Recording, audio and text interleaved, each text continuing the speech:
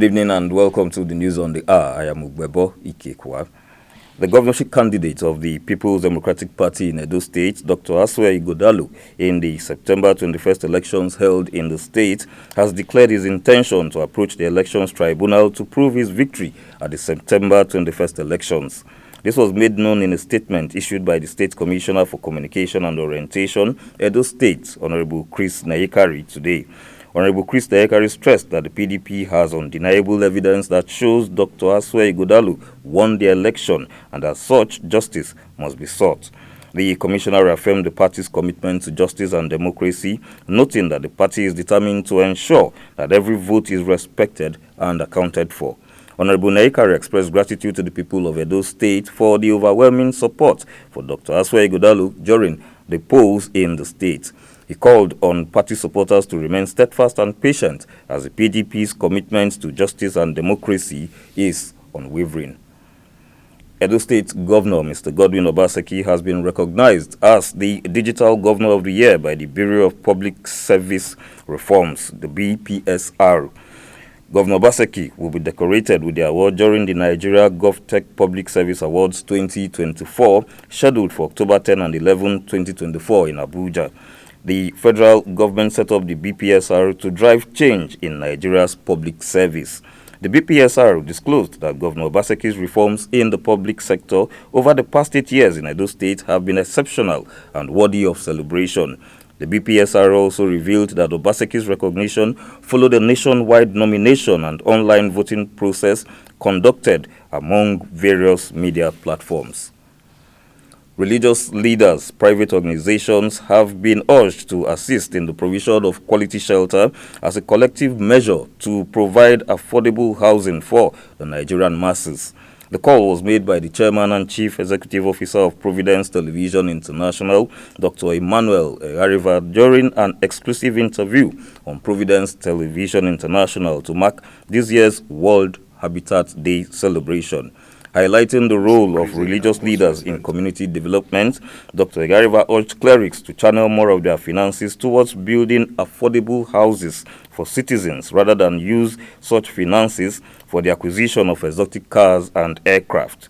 The veteran broadcast journalist also postulated that government can do more in the provision of low-cost houses if it embarks on the building of at least 300 housing units yearly.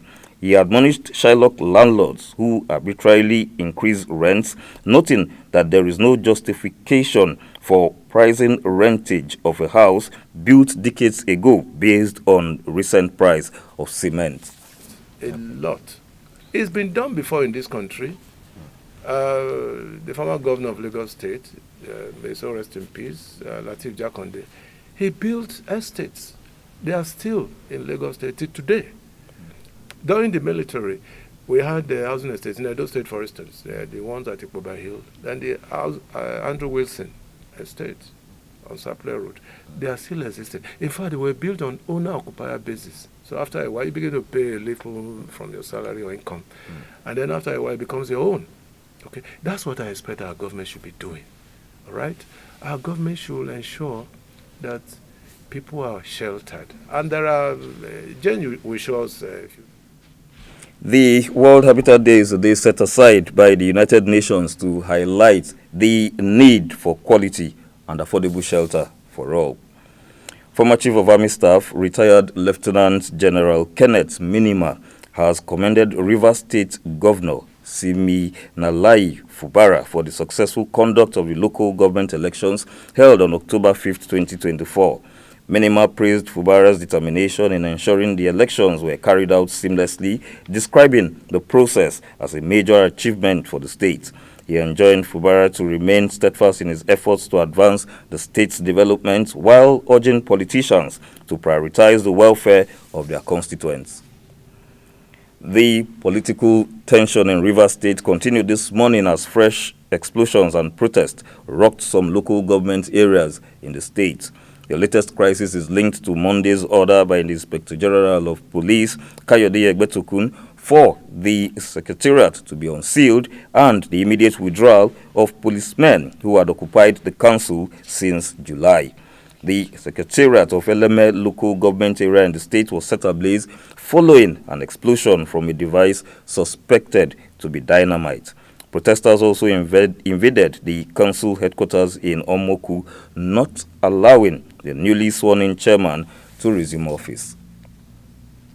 The pump price of fuel has reduced from 1,300 naira to 1,150 naira in Abia, following the Nigeria National Petroleum Company opening its portal for direct request and payments for fuel from members of the Independent Petroleum Marketers Association of Nigeria, IPMAN.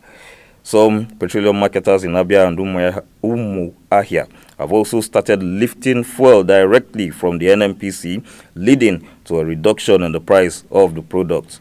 The executive chairman of IPMAN, Aba branch, Mr. Oliver Okulu, appealed to the state government, NNPC, and the federal government to see how they can bring the products to Aba depot and also fix the road to the depot.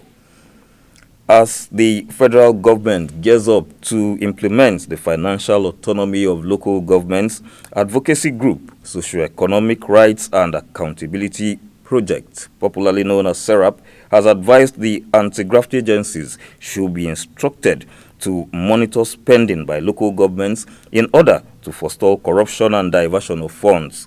The Deputy Director of SERAP, Mr. Kolawole Oludari, called on President Bola Tinubu to immediately withhold federal allocation to states that have either neglected or refused to conduct free and fair elections at local level.